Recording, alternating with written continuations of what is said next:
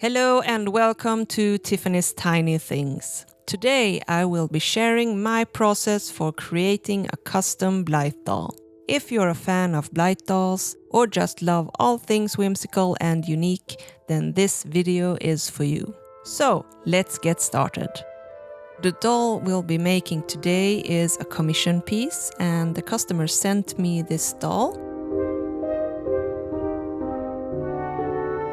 And with her are these antlers, so she'll be kind of a forest, fairy, fawn-inspired creature. I bought these elf ears from AliExpress, and now I'm just marking out where I'll be putting the antlers later. So I put some pins in her head just to see where the antlers will be, and she looks like a little alien. And now it's time to take her apart. And I'll just save all the little screws in the meantime. And I'll just take out the eyes.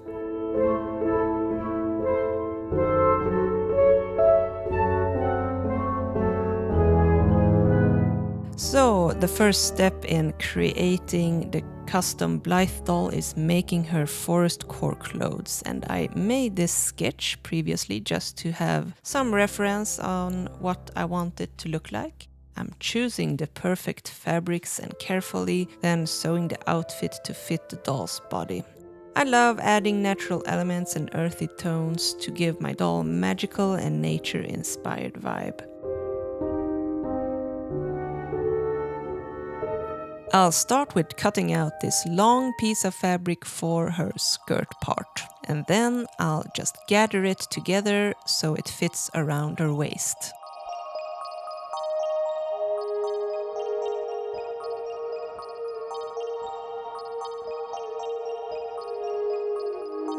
So I just use this generic Blythe pattern for her bodice part, and I'll just cut that out of the same fabric.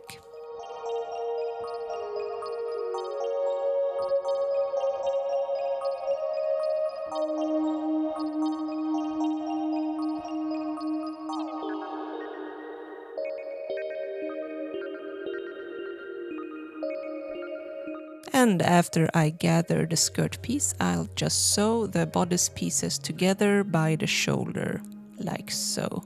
I'll attach the sleeves, and I do that by hand because I think that's easier to make it look right. And then I just sew together the two sides, inside out, and then we have a finished bodice piece.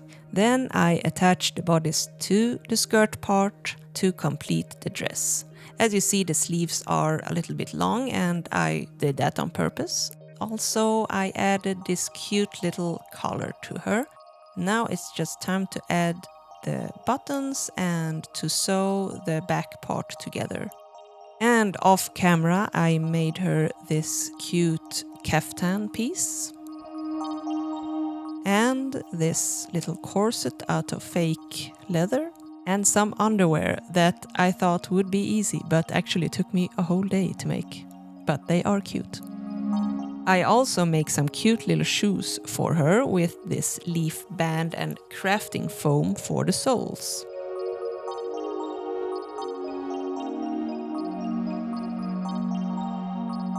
I make 4 pieces of the sole part to glue the band in between the layers.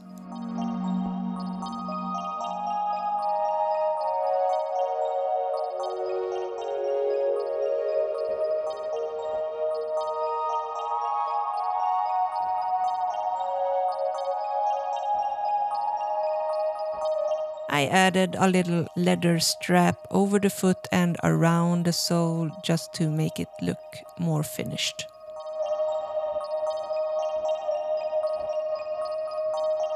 And then the idea is to just wrap this band around her leg and tie it in the back for the look of it growing around her legs or something.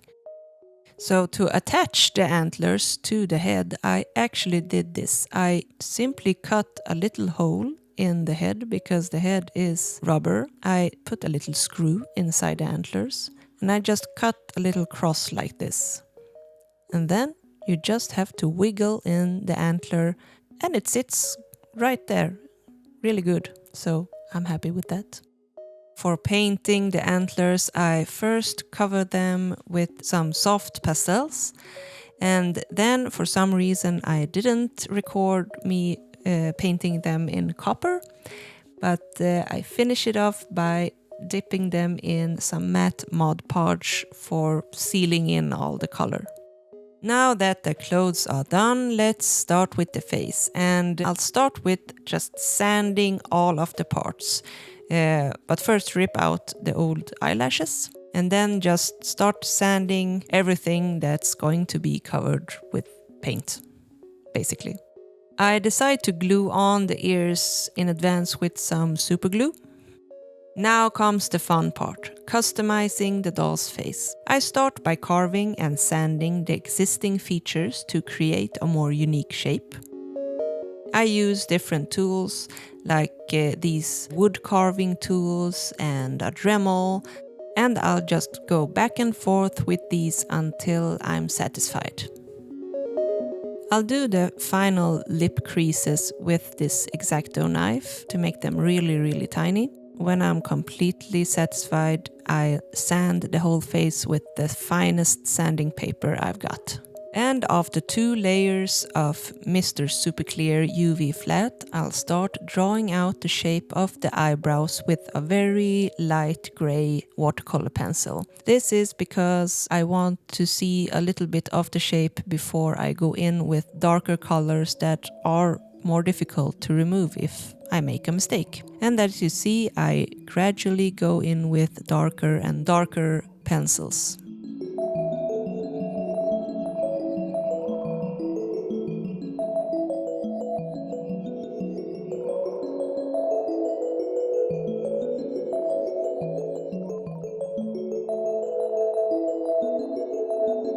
I finish the eyebrows with filling them in with some soft pastels. And then I'll start with the eyeshadow. My customer requested this ethereal foresty green kind of eyeshadow. And I just make it a little bit more clearer with the pencils. And she also gets some green lips. I carefully paint on the new features like rosy cheeks to give the doll a more realistic appearance. This process can be time-consuming, but it's well worth it in the end. Now I'll just paint a little bit in the ears and I'll match the back part with the face part with a little bit blushing, and I make the features a little bit stronger with some watercolor pencils.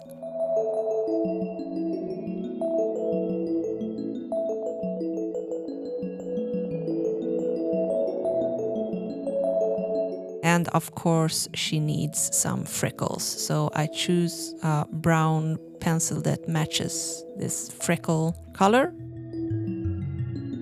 And for her backplate design, I'll write her name, which will be Jessica, a little elf girl or fairy girl, and I'll just paint it all in watercolor pencils.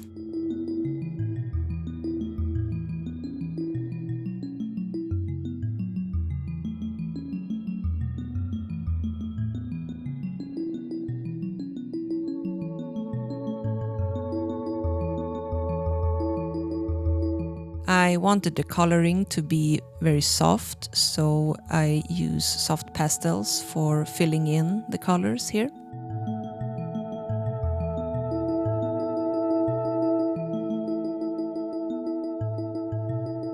And of course, for finishing both the face and the back plate, we need to seal everything in with Mr. Super Clear UV Flat.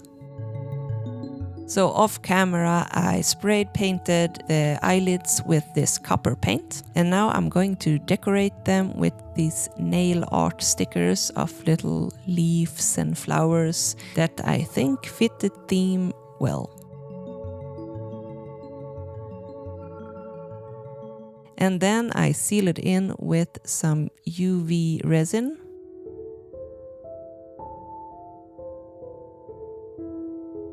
Then I take some human false eyelashes and cut them to size and put them inside this little slot and put a little bit of super glue to hold them in place.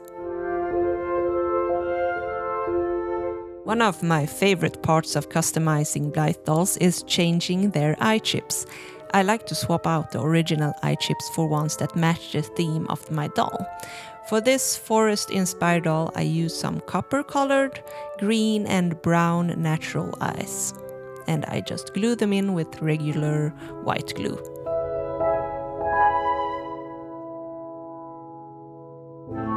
Now we can start putting the doll back together and also adjusting the T-bar because we want her gaze to be slightly upward. As you see now, she looks straight ahead, and if we cut a piece off of the T-bar about 1 or 2 millimeters, she will look upward a little bit, like that. Now it's time to attach the pull strings. She will need 2 pull strings now, one for closing the eyes and one for changing the eye chips and opening the eyes. So I'll just burn the edges so they won't fray and tie a knot in this upper part. And then the second one will be where the string was from the beginning.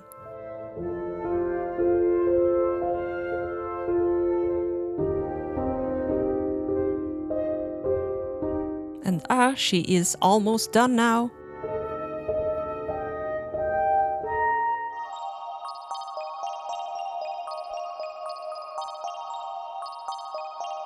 Then I realized I needed to match the body with the face because the body was a bit pale compared to the face. So here I just contour with a little bit of soft pastels, some reds and also the green to match the eyeshadow. Lastly, I cut and style the doll's hair to complete her look. I usually opt for a natural, messy look to match the woodland theme. But the possibilities are endless when it comes to hairstyling.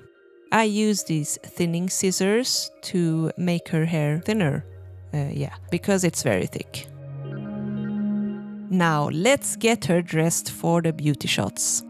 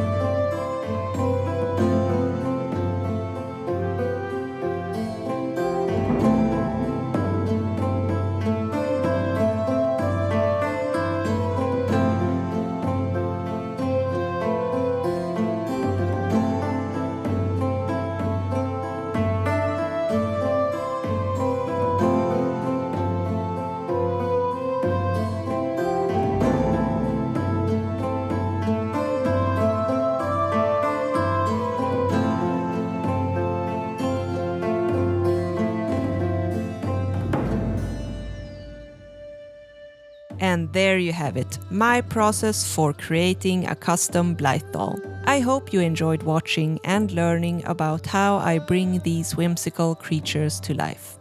Let me know in the comments below if you have any questions or suggestions for future doll themes.